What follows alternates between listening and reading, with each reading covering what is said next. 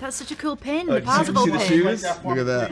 Oh yeah. Oh, that's awesome. I wore. By the way, I wore my Jaws socks to the Oscars this year. Yeah, Lee Unkrich took a picture of your socks Did and they? posted it on Twitter. I'm They like, did, really? yes. Oh, great. It was Kevin, you want to slate that? Yeah, cool. Kevin McCarthy, Washington, D.C. So, Mr. Spielberg, I spoke with you at BFG and also Tintin about mocap. And mocap has obviously advanced a lot since you've done that. It has a lot. Can you talk about how it advanced for this particular film? But also, I want to geek out with you about that VR headset you wore, that you were able to digitally direct environments. Can you talk about that? Well, all of us had available to us, because remember, when you're doing a movie like this, the actors, when they're playing their avatars, are in a very, very large, white, empty volume, and there's no reference to the environment. There's no sense of scale or even what the set is. So we all had the set built into our VR glasses. So everybody, Tye and Lena and Olivia and TJ and you know, Ben Mendelsohn, everybody that was an avatar, Wynn and Philip, who played, you know, Sho and Dato, they had to put the headset on, and suddenly that white empty space was instantly an environment. The distracted globe, H's garage, it could be any number of environments.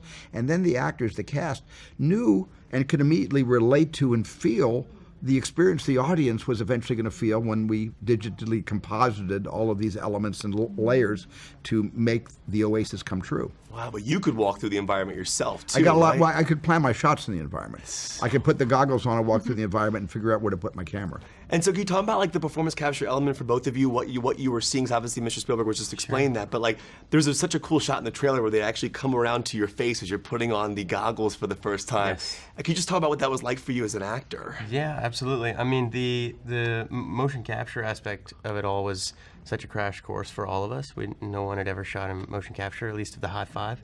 And so that was something that we, you know, over the first 8 weeks, we shot all the motion capture stuff, everything that happens inside of the Oasis then. And so we were all learning together. But it was super important, you know, that tool that we had to be able to hop into the environment and not only see the environment, but to see everyone who was synced to their avatar inside of the volume. So I could look over and see Olivia's avatar and see what she looked like. And H was a better example because H is 8 feet tall. Yeah. And so it's good to see, like, okay, like that's where H is. That's how tall H is. All right, now I'm gonna take this off and perform. Apply that. That's so cool. One of the things I love about this movie is the idea of taking a leap.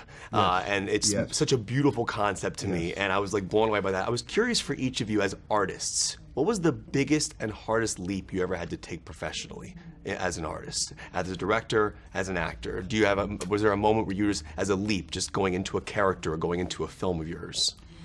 I think it was just leaving home at 18 and moving to a moving 3,000 miles away in order to pursue this career and taking that leap of faith and hoping that it just works out, but not being able to predict the future. Yeah, That is a big leap. yeah. No, I think it's important to. What's your big leap? Well, every leap. I think it's always important to take on things that are constantly challenging you and are constantly allowing you to grow and learn. And you know, I think every decision for me in my work and even outside of my work, I want to make sure that I'm expanding my skill set and meeting people that you know can encourage me to grow even further and better myself. Was one of your films the biggest leap for you? One of my movies was the biggest leap. I think you know, the biggest leap is hard because all the films, you know, are leaps. Everything, I think that's what Tye was saying, everything that we commit to is a leap of faith. Probably the biggest leap for me was sneaking onto the Universal lot when I was 16, 17 years old illegally and spending a summer there and breaking the law every day, technically. I guess that was probably the biggest leap. I've been following your career all my life, and your name is synonymous with John Williams. I mean, every movie you've made except for Color Purple, which was Quincy Jones, Thomas Newman did Bridge of Spies, now you have Alan Silvestri, one of the greatest composers in the history of movies, scoring this film. But you probably have a second hand with Williams by this point because you guys worked together for so long. Can you talk about the differences and the similarities of working with Alan Silvestri and then also working with Williams? And what did how different was it with Silvestri? Well, I picked Alan Silvestri because I've known Alan. I gave Alan the first movie he ever scored with a full orchestra, which was Fandango for Kevin Reynolds. That was the first time he ever actually scored a film with an orchestra. Before that, he worked with Bob Zemeckis, and he just had a guitar, and it wasn't an orchestra.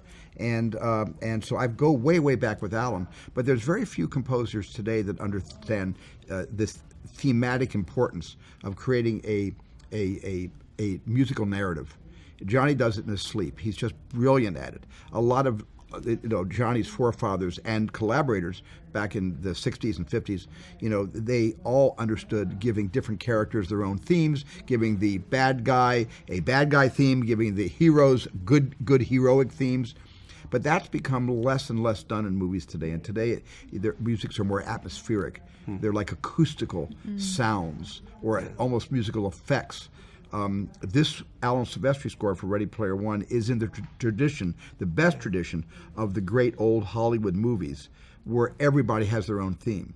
And that was in the tradition of Johnny Williams, and Alan Silvestri does that naturally himself, and he brought that art to our movie as well. Can you talk about getting the rights to all these particular elements? It was crazy, and it wasn't my job to get the rights. Thank goodness, we had a wish list of rights, and Christie's of amazing. IPs, and Christie McCosco, the producer, along with the Warner Brothers people, they all got together to try to fill these requests. We went to Disney, and Disney was just as cooperative as other companies were, Universal and Paramount and Fox, giving us the rights to some of their alien characters. But Disney gave us rights, and we were able to use, I don't want to give them all away, but if you look really carefully, you'll see little versions. We didn't want to, the thing that I was trying to express before, and I think it got misinterpreted, we didn't want to use the big iconic Star Wars characters of Luke Skywalker and Han Solo and Leia and Vader. We didn't want to, because that's a contemporary series of films that is alive and even more alive today and is going forward into the forever into the future. But we wanted a lot of the smaller characters and some of the ships, the X-Wings, and Disney was very cooperative in giving us permission. Well, thank you for this movie. I was crying nerd tears the entire time. This is one of the greatest experiences of my life to be across from you guys.